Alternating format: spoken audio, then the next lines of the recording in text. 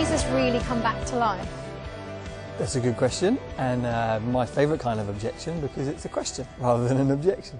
Obviously, as a Christian, I think that Jesus did come back from the dead and is now alive. But the question of, did he do that? How do we know that is a central one to Christianity. The first thing to say before I get into that is really I want to point out that in Jesus' world and Jesus' day, people were not looking for the resurrection of one man in the middle of human history.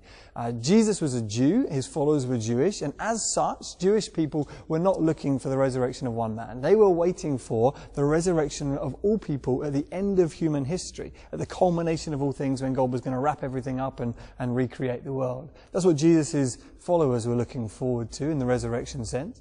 And in the pagan and kind of Greek religious world of the time as well, they would never have wanted the resurrection from the dead, because for them the spirit and the soul is kind of encased and trapped inside a body that at death it's released from that captivity, that prison. And so the idea that someone would come back to life in a body was just abhorrent and a horrible idea to their minds.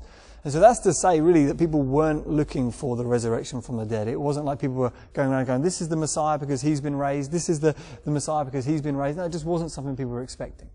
And so in answering the question, it's worth pointing out that historians agree on the fact that the tomb that Jesus was buried in is in fact empty. And it was empty 3 days after he was buried. And so the question then comes, so what are the explanations for the emptiness of Jesus' tomb?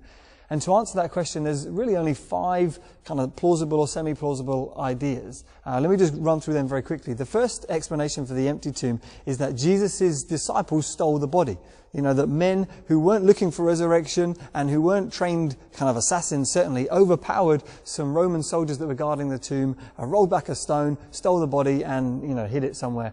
The second explanation is that the authorities, the religious leaders of the day, stole the body. And when Jesus' followers started spouting out about resurrection theories and Jesus being alive, they just forgot they had it and kind of left it in a locker somewhere, as they never revealed the body. The third explanation is that Jesus didn't really die. That on the cross, he just kind of looked like he was dead, but wasn't actually dead. And in the middle of the night, he rolled back the stone that was guarding the entrance to the tomb, overpowered the soldiers that were there, and made for the hills and never came back. And, apart from in resurrection appearances where he was kind of glowing and radiant and very healthy just a few days later. And the fourth explanation, which is kind of really the sexist theory, that is the women who discovered the empty tomb, they went to the wrong tomb. On Easter Sunday, they got lost. They didn't have the first century sat-nav or equivalent and went to the wrong tomb. And everyone after them also went to the wrong tomb. So those are the first 4 theories. The fifth theory as to why the tomb was empty is the one that personally I go for, and it's the idea that Jesus was in fact raised from the dead to new life. And that's why we celebrate that as Christians on Easter Sunday, and that's why I'm a Christian, because I think Jesus has conquered the grave and is alive.